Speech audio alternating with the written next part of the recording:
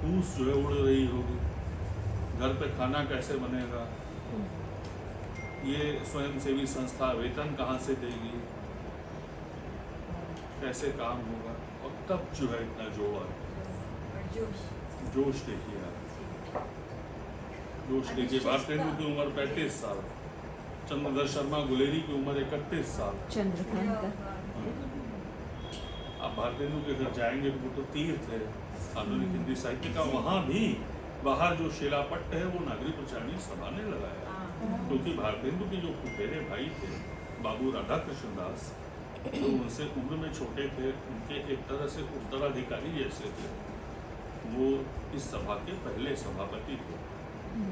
और भारतेंदु की ग्रंथावली जो है छापने का श्रेय सभा को है।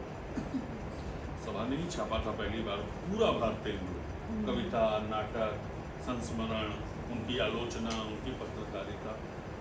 तो इस संस्था ने बहुत काम किया है और आगे करे नया बिल्कुल।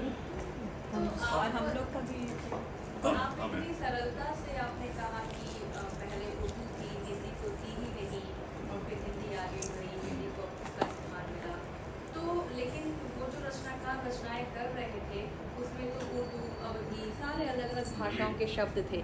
तो अब जो फिर से आप उनको प्रकाशित कर रहे हैं, तो क्या सभा का ये प्रयास रहता है कि उन शब्दों को हम निकाल कर हिंदी के शब्द डाल दें, या वही रख रहे हैं? वही रखना है। तो क्योंकि जो कृति मूल कृति है उसको तो मूल ही रहना चाहिए।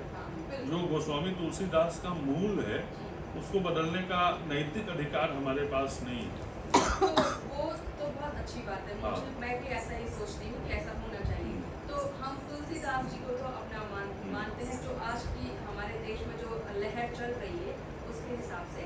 लेकिन उर्दू के जो अल्फाज हैं उन्हें निकाला जा रहा है, या अभी मैंने कहीं सुना है कि जो नुक्ते लगाए जा रहे हैं उन्हें निकालना होगा। खबर को हम ख से लिखेंगे, नीचे नुक्ता नहीं लगाएंगे।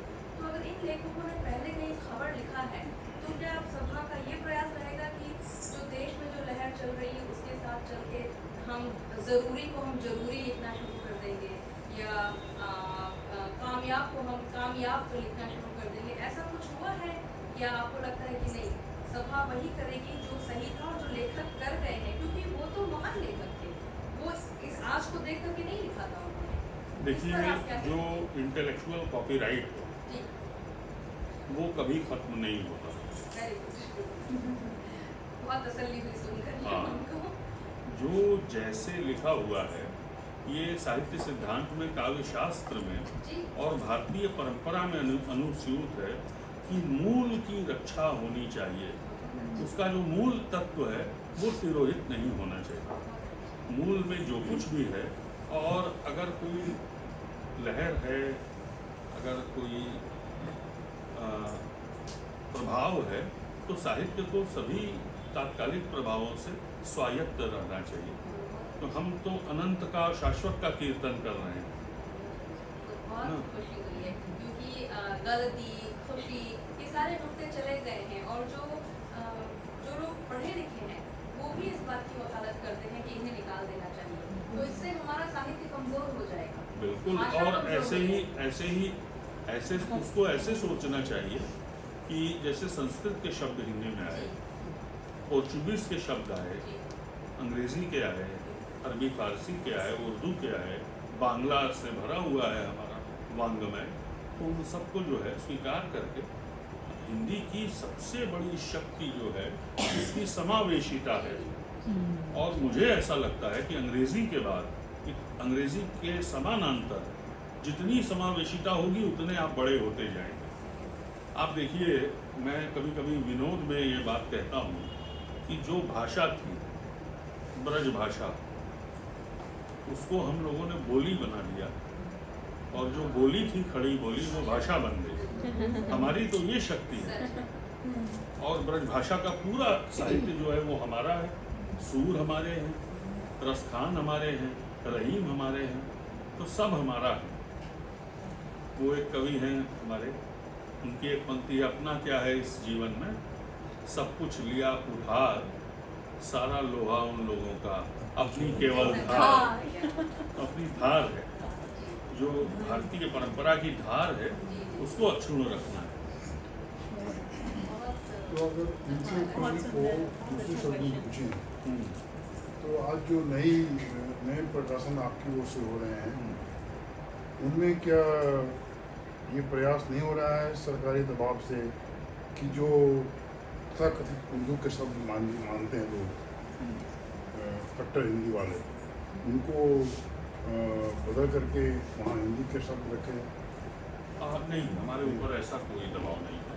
अभी हम रामचंद्र शुक्ल का जो क्रिटिकल एडिशन लाए हैं उसमें ये सवाल हमारे सामने आया, लेकिन हमारे सामने किसी और रूप में आया था। एक किताब है जो हमने अपने प्रमाद में, अपने आलस्य में खुद ही गलत बना ली थी। उसका कॉपीराइट 1929 से हमारे पास है, उसके प्रथम प्रकाशन से।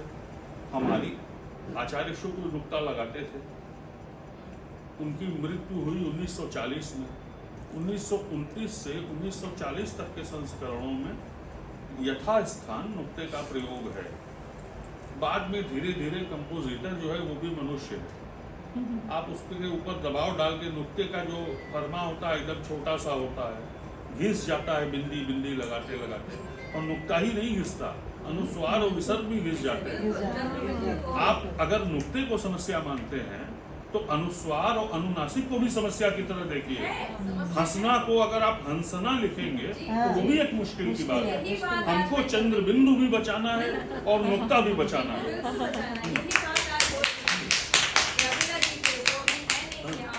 तो मैं हंस और हंस की ही बात कर रही थी कि कैसे कोई हिंदी का शिक्षक या जो अपने आप को हिंदी भाषी कहता है वो ये कह भी सकता है कि हंस और हंसना में कोई फर्क नहीं है। कैसे आप कह सकते हैं कि उसमें कोई कैसे फर्क नहीं? मुझे लिखना है मैं भी हंसू तू भी हंस, तो मैं लिखूंगा मैं भी हंसू तू भी हंस। दोनों ही हंस हैं। तो हिंदी में नाम लिखा जाए कि अनुस्वार बिंदी लगाए? सर, भारत सरकार की अधिकृत नीति तो है कि मिश्रा जी आप बताएंगे कुछ? वही सवाल हो गया हिंदी वाला। हम जो हैं वो अनुस्वार के हामी हैं। जो नागरिक उच्चारणी सभा ने अपनी लेख प्रणाली निश्चित की थी, जो हमारी भाषा नीति थी, वो थी कि हम यथास्थान अनुस्वार लगाएंगे। जैसे वर्णों, जैसे मान लीजिए आ गया कांड, तो कांड में अणा वाला न लिख करके हम का के ऊपर अनुस्वार लगा के लिखेंगे। मुकुंद आधा न नहीं, कू के ऊपर अनुस्वार। लेकिन कुछ शब्द ऐसे होते हैं जब आप अनुस्वार नहीं लगा सकते, जैसे अन्य, य र ल व श ख स ह छत्र ज्ञ, इसके पहले तो आपको आधा अक्षर ही लिखना होगा, तो वहाँ हम लिखते थे। लेख प्रणाली पर हमारे यहाँ बाकायदा एक पुस्तक प्रकाशित हुई है कि सभा कौन सी लेख प्रणाली फॉलो करती है। देखिए हुआ क्या, अगर सभा लगातार प्रभावशाली बनी रहती तो सभा की ही लेख प्रणाली आज की तारीख में देश की लेख प्रणाली होती है। लेकिन सभा कालक्रम के अनुसार थोड़ी सी निर्बल हो गई, तो उस निर्बलता की वजह से सभा सम्मतियां देने की इंटेलेक्चुअल सामर्थ्य में नहीं रही, कमजोर पड़ गई। अगर देती तो माना जाता। अभी हम लोगों ने सर आदर्श जीवन एक किताब है जो plane living and high thinking नाम की पुस्तक का अनुवाद है, आचार्य शुक्ल ने अनुवाद किया है। वो किताब, उस किताब के कुछ हिस्से हमारे यहाँ कक्षा 10 के पाठ्यक्रम में है यूपी बोर्ड के, और वो मूल निबंध की तरह पढ़ाए जाते हैं, अनुदित निबंध शुक्ल जी के मूल निबंध की तरह। क्योंकि किसी ने कहा नहीं है, किसी ने ये याद दिलाना छोड़ दिया है कि ये ट्रांसलेशन की तो प्रशंसा में इससे अधिक क्या कहा जाएगा कि लोग उसको गफलत में मूल समझ लें। ऐसा अनुवाद जिसको हिंदी का मूल निबंध मान लिया गया, लेकिन हमको याद रखना होगा तथ्य ये है कि वो अनुवाद है। तो मैंने मुख्यमंत्री जी को चिट्ठी लिखी, अब उस पर एक कमेटी बैठ गई, वो तय क्या करी, यही तय होगा कि वो अनुवाद है, तो वो अनुवाद के रूप में पढ़ाया जाने लगेगा। तो बिंदु और चंद्र बिंदु से एक ये है कि जैसे आपने कहा अन्य में हम बिंदु नहीं लगा सकते, क्योंकि तो जो हमारे जो गुरु हैं, जो हमने सीखा है कि जो पंचम उसका अक्षर है, पंचमाक्षर जो है ना, तो अगर वो आता है तो उस वाले में आप उसको बिंदु से बदल सकते हैं। जैसे कांड आपने कहा, तो कांड है ना, तो कांड में हम वो उसमें बदलेंगे और बाद में नहीं बदलेंगे, बाद में आ रहा है एग्जैक्टली, तो न में वो नहीं आ रहा है। लेकिन चंद्र बिंदु में ऐसा कोई नियम नहीं है। चंद्र बिंदु में आप अपनी अनुनासिका जो आप करेंगे, आप उसका उच्चारण कर पाएंगे कि नहीं कर पाएंगे। आप आंख बोलिए, आप नाक बंद करके आंख बोलिए, तो फिर उससे, क्योंकि हमें सिखाना है हमारे बच्चों को अमेरिका में, तो हम कैसे सिखाएंगे? अगर आप हिंदी बोल रहे हैं तो न पे आपकी जबान ऊपर टच होगी ही होगी, लेकिन आप आंख बोलेंगे तो कहीं नहीं कुछ होगी। टच नहीं हो रहा है। तो हमें ये भेद इतना बिल्कुल स्पष्ट स्पष्ट रखना बताना है, होगा। हाँ, कि हमारे बच्चे ये गलती वहाँ ना करें। आप लेकिन जो है यहाँ तो 7 हमारे- समंदर पार जी, ध्वनि को इग्नोर नहीं कर सकते, हम नहीं किसी भी करेंगे। ध्वनि को, बिल्कुल नहीं कर सकते। और करना भी नहीं है। दरअसल यहाँ भी नहीं होना चाहिए। यहाँ हम लोग टेकन फॉर ग्रांटेड लेते हैं। जी। मुझे बहुत खुशी हो रही है आप लोगों के साथ। आप इतनी